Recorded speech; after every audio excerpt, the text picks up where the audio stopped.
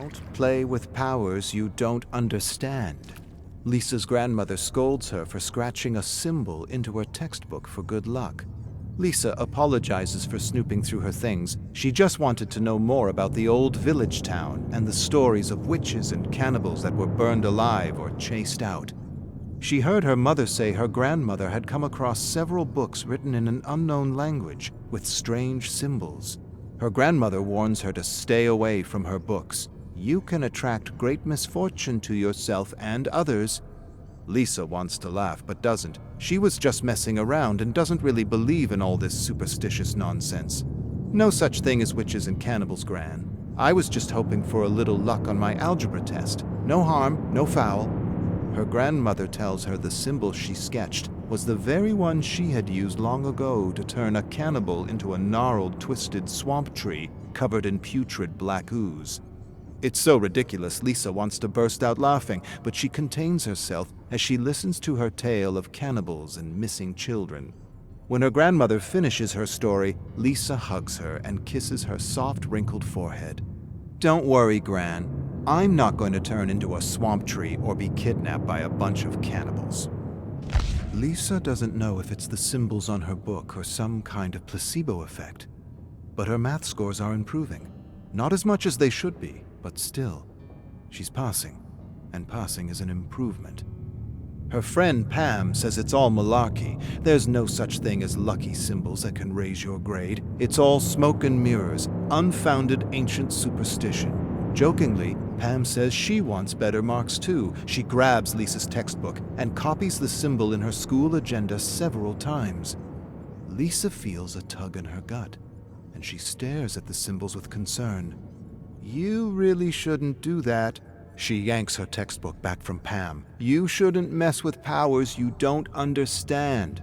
Pam laughs. What's the problem, Lisa? If these things can help you pass math, they can help me pass English too. No big deal. Pam begs for another symbol or charm to help her on a test she isn't ready for with a teacher she despises. A teacher she ridicules for being an overweight, pill-popping bore. Lisa refuses to entertain the idea and tells her she's not allowed to look at her grandmother's secret book, let alone share its contents with strangers. Pam shrugs and proceeds to scratch a symbol on her arm with a toothpick. She asks if Lisa heard what happened to the woman near the school. Lisa shakes her head. Pam laughs as she draws blood with a toothpick. Dumbass walked into the street while reading and splat. Crushed by a truck. Come! She flicks the toothpick to the ground, grabs Lisa's wrist, and leads her to a road a few blocks from the school. Lisa covers her nose and can smell the fermenting human fluids in the cracks of the pavement. Pam points out bloodstains and clumps of hair in the road and makes jokes at the dead girl's expense. Lisa grabs her wrist angrily. You mustn't laugh at the dead. Pam yanks her wrist away. Stop being creepy, Lisa. It's not like she's still around to get offended. Besides, your symbols got me covered with all kinds of luck. Lisa stares at Pam's arm with concern and hopes the dead girl's spirit didn't take offense. Her grandmother says sometimes spirits linger, especially when they don't want to be dead. Last thing she needs is some dark force following her for the rest of her life. Pam's English teacher died of unknown causes. And Pam's dancing with joy, relieved she doesn't have to do his stupid test on some irrelevant dead author. I don't care what English teachers say. James is unreadable and confusing. A pseudo-intellectual who kept everything vague because he didn't actually know what the hell he was talking about. Lisa shrugs, disagrees, but doesn't want to get into it with her friend, her annoying friend. She likes his books, the way his style allows her to live in his character's head for a little while. She finds his novel about an artist to be a fun, formless, dreamlike stew with plenty of style and substance. But what does she know? She's only 16, and her English marks are below average. Pam hoots and hollers, and with a mischievous smile, she reveals a hand covered with ink-smudged symbols. Best luck in the world. No test, no lardass, no dead authors for the rest of the year. Thanks, Lisa. Lisa stares at the symbols on her hand and wants to yell at her for being so careless with things they both don't fully understand. She closes her eyes. and hopes her English teacher wants to be dead and that he isn't lurking about. The class is at the funeral out of respect for their beloved English teacher. The pallbearers struggle and strain under the weight of the coffin.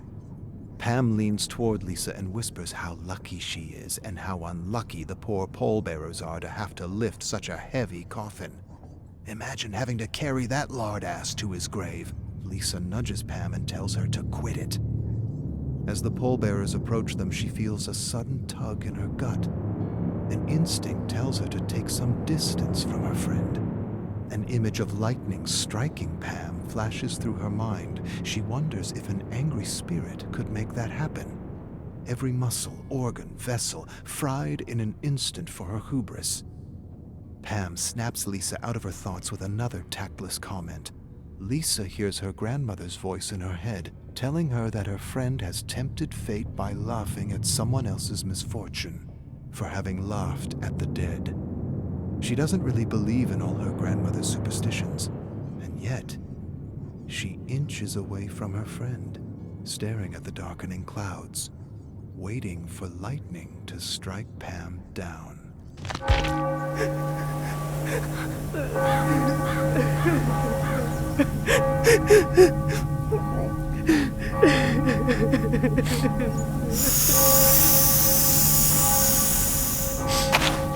Hey!